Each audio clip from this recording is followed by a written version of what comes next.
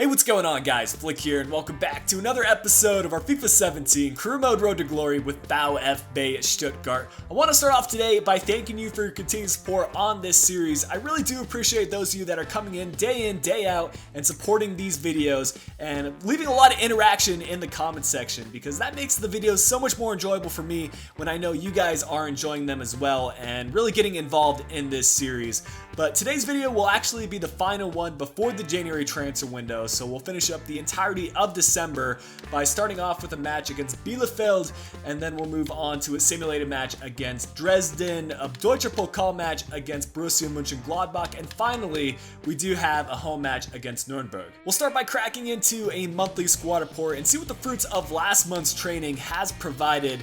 The main standout is Baumgartel going up +4, but we have been devoting a lot of training time into him, and I'm glad to see that has paid off. And honestly, he is going to be our future first team center back for the long run of this entire series, so I want to make sure we devote enough training time into him. But other players also are growing really well, including Özkan and a couple of our strikers. This month's player training will be devoted to Ongwene, Afori, Gergic, Özkan, and Green. All of these players have been stepping up in the matches that I've featured them in, so I want to give them proper training time. We have our second monthly scouting report attached from Mexico, and the first one had some outstanding prospects, so I'm hoping that can continue into this month. And we might have found another one, 82 to 94 potential on this guy and a value of 450,000. That is what I like to see, and we'll sign him up to the Youth Academy. Continuing, we have a 78 to 94 potential player, 475,000 on the value. Mexico has come through in big ways, and we'll see if Gil Lopez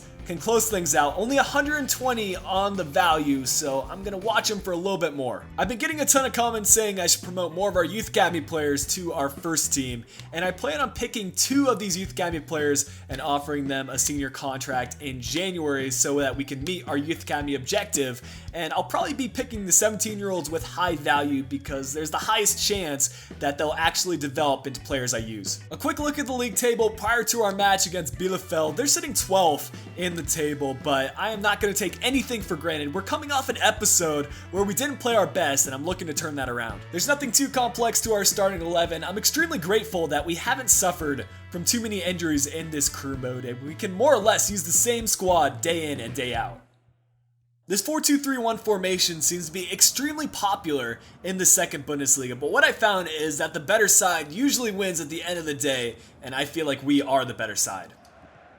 Here's Maxime on the ball. He's wearing long sleeves today, and he will find Afori. Afori back to Maxime. This is some great link-up play, and we're off to a fantastic start. It took 3 minutes for us to get the first goal, and what a nice little bit of passing between Afori and Maxime. Maxime has been clinical inside the box. He's one of our top goal scorers this year. I actually want to look at this replay one more time because the passing was brilliant. Maxime extremely unselfish, Afori with the beautiful vision, and a cool finish at the end. Well, we've been all over Bielefeld so far in this match. We'll look to continue now with Asano. Finding Insua, will whip in across from the left wing. This could be a goal, and it's Maxime to get a brace in 14 minutes. This time he'll use his head, and man, oh man, the play has been brilliant. No one marking Maxime. That's going to be an easy finish. Well, the first 2 highlights from this match have been goals, but we've been playing with a lot of confidence. And when you're converting on your chances, things just go your way. Can Maxime get the first half hat trick? Yes, he can. 38 minutes into the match, it's a 3-0 advantage. And this Bielefeld keeper is having a shocker. I think we've had 3 or 4 shots on goal, and they've all gone in for us. And Maxime, that surely has to boost him to top of the second Bundesliga goal scoring table. Finally, Bielefeld moving forward and looking dangerous on the attack.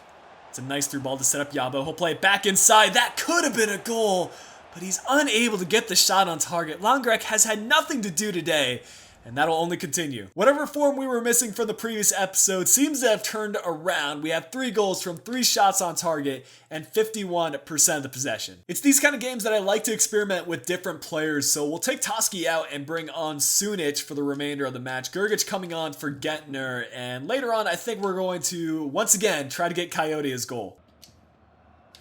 We just keep on feeding the ball to Maxime, because why not? He's got 3 goals already, so clearly he's doing something right. This is Coyote, who's set himself up in attacking positions before, but this time he'll set up the assist with Mané looking to get an effort on target, but only out for a throw-in. Zimmer.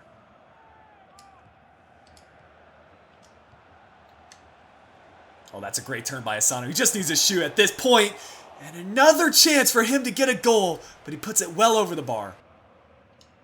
Oh, great run by Coyote here. He just needs to find a way to cut this one inside, and now use his pace, maybe get tripped up inside the box. He'll sweat it across, and that was a fantastic effort, but Coyote taken out. And now that he has drawn the penalty, I think we need to put him on the set piece to get him his goal. It's the moment of truth for Coyote. He might not have the best penalty kick stats, but I think he has the confidence to put this one away. He'll put it off to the left, and that is a well-placed pen. Coyote finally getting his first goal for Stuttgart, and that is long overdue, but well done by the man. Well, I'll tell you what, guys, when we're playing to our fullest potential, we perform on a much higher level than all of our opposition. There you can see Maxime getting the match ball. And we'll take a look at these statistics. I'm expecting some very good numbers. 9 shots, 6 on target, 54% of the possession. Man of the match, I don't think there's much of a question who's going to get it. It's Maxime with a perfect rating. We have our final monthly scouting report attached from France, and it's been a disappointing network because we found a lot of high potential players, but none that I'm willing to sign up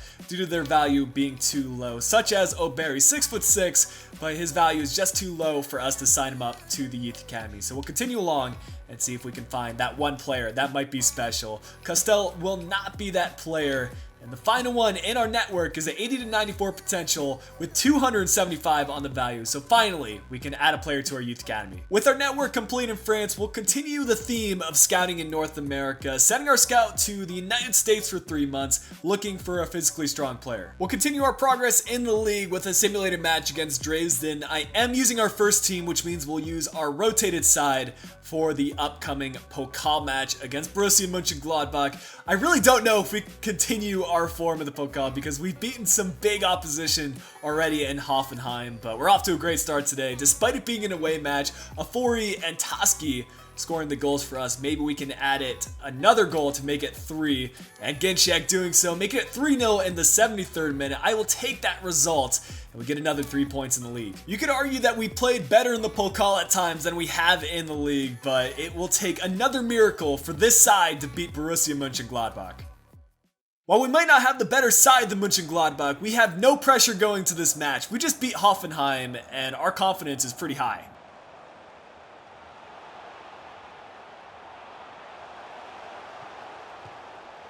It was only a matter of time before Mönchengladbach got that first goal. Raphael setting himself up with some great positioning, and it was a pretty easy finish by our keeper. We'll have to come back. Throw in for Mönchengladbach. This could be a chance for them to make it 2. It's Johnson from the wing. Back to Vent, now to Johnson. He's just toying with us and waiting for that crossing chance. Looks like Mönchengladbach are trying to hang on to possession, and Raphael again inside the box. This time it will be saved by Grahl. We'll need more of that. This could be a good takeaway. It's Özkan trying to slip it through, and now Terodde inside the box, squaring up with the goalkeeper, and a decent effort on target. We're still with it. It's Hosegai. Now to Green. We'll whip it across on the far post. And Korb able to clear it away. Well, outside of that one lapse of defending, we played alright in the first half. We're down 1-0 at the halftime break, and obviously we're not going to win the possession battle. But all it takes is one lucky opportunity, and we could tie this up.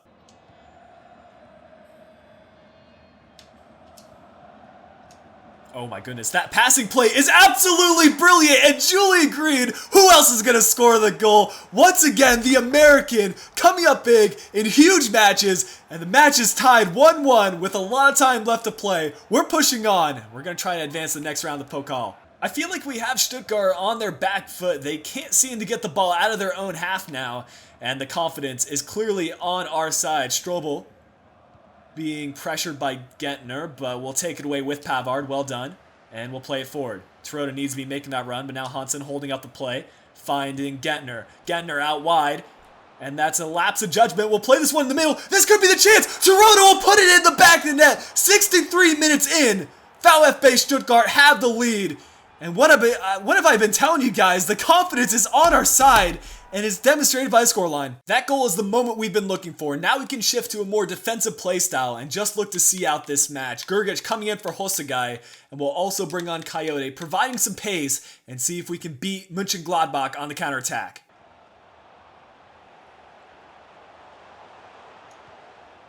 How is he actually still on the ball? No way! Are they going to come back moments later? Hermann just completely paced by our entire defense. And the speedy German makes it 2-2 and ties the match up. Ooh, that ball could be the end of us, guys. It's Dermich who scored the previous goal. He'll send it in the middle. Sudic with the clearance. Grgic unable to get the ball out of the box, and we are extremely lucky not to have conceded. Okay. Hansen, what a ball to set up. Coyote, can he score again? It's off the crossbar. What a chance for us to get in front, but we still have 7 minutes left in this match. I would say that we still have the confidence. And Werner, trying to find Coyote once again. Skipping by a few defenders, looking to shoot. And that time off target. If we can switch the play here. Decent ball by Coyote, and Werner can run onto this. We'll need to cut it back in.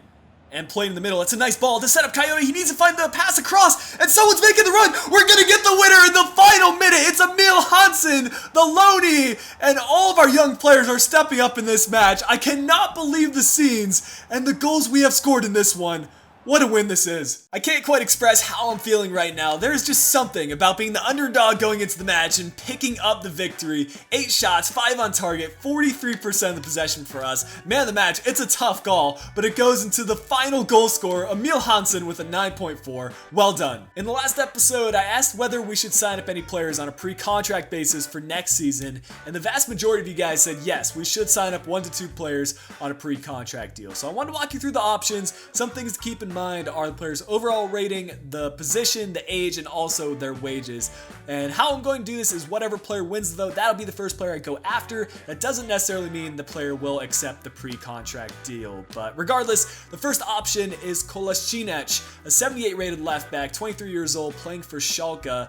His wages are relatively low, only 27,000, so I estimate we could offer up a pre-contract basis of 30 grand. Moving to the next option, it's a little bit lower down the list, but we do have Pozuelo, a 76 rated player from Genk, and he has a pretty decent value. Again, he's eligible for a pre-contract, and his wages are even lower at about 20,000. Our next option is another Schalke player, Choupo-Moting, a 78 rated left mid. His wages are the highest of the bunch at 34.5 thousand, and the final option will be Kujat Scholl, a 78 rated center attacking mid from the Bundesliga. That tends to be the theme for these pre-contract players, but his wage is at 28,500. We've received a notification that there is a risk of us losing 2 players due to pre-contract deals, those 2 players being Zimmerman and Klein. Zimmerman has gotten very little playtime, and honestly, I'm looking to offload him during the January transfer window. However, Klein is someone that I think we can get one more season out of, at least before we bring in a potential replacement. So I think it's important that we sign him up for an additional year. He is up there on the wages, but I think it's worth it. He's been a longtime servant to the club,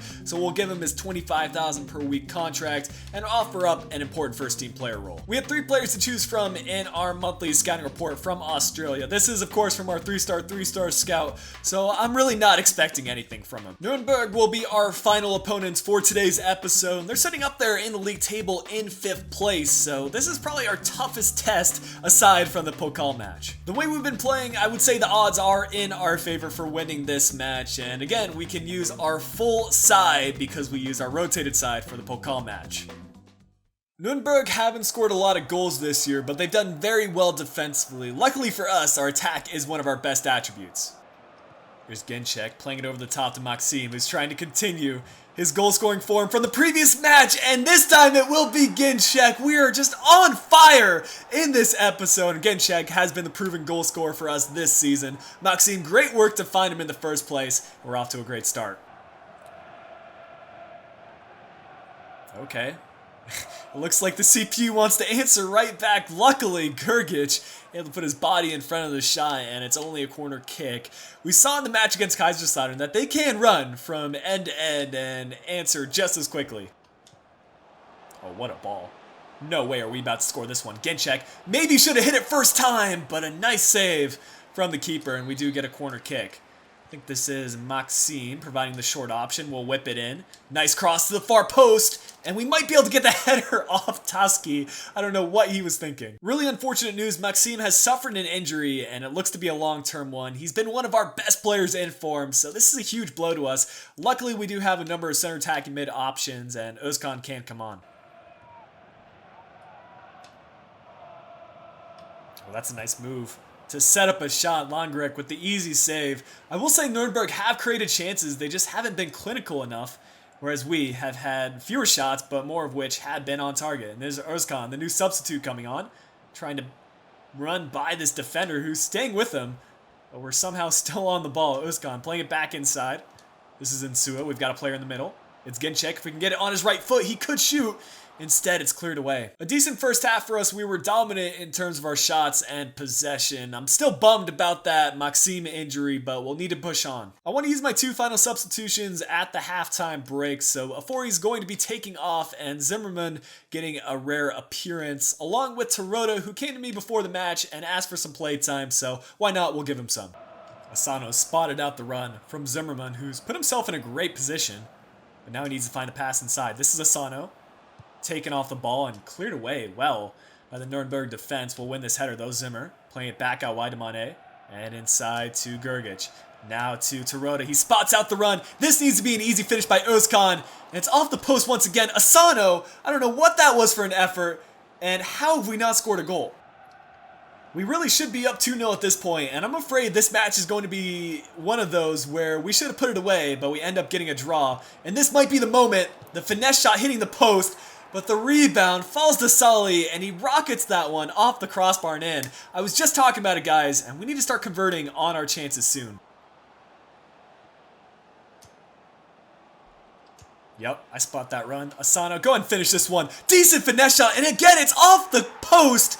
But Asano finally gets his goal. The rebound goes straight back to him, and this is such an obscure match. We'll take the lead.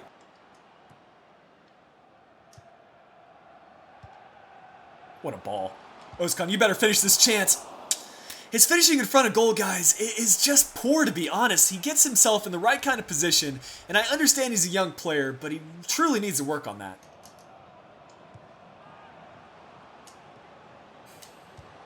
There you go, Tarota. That's what we needed. Just a simple finish. And of course it's one of our strikers to do it, because we know by now that our center attacking mids are lacking in the finishing. They might make some great runs, but our strikers are the ones that score goals. A nervy match, but we did just enough to secure the victory. We do need to be improving on our finishing. 14 shots, only 4 of which on target, is not acceptable moving forward. But man of the match today going to Tarota with a 9.5. And guys, that'll wrap things up for today's episode of the Stuttgart Career Mode. Hope you have enjoyed it. If you did, make sure you leave a like down below. Subscribe if you're new to the channel, and if you're interested, you can follow me on my social links. They're provided in the description down below. But until next time, this has been Flick. I'll be talking to you guys again soon.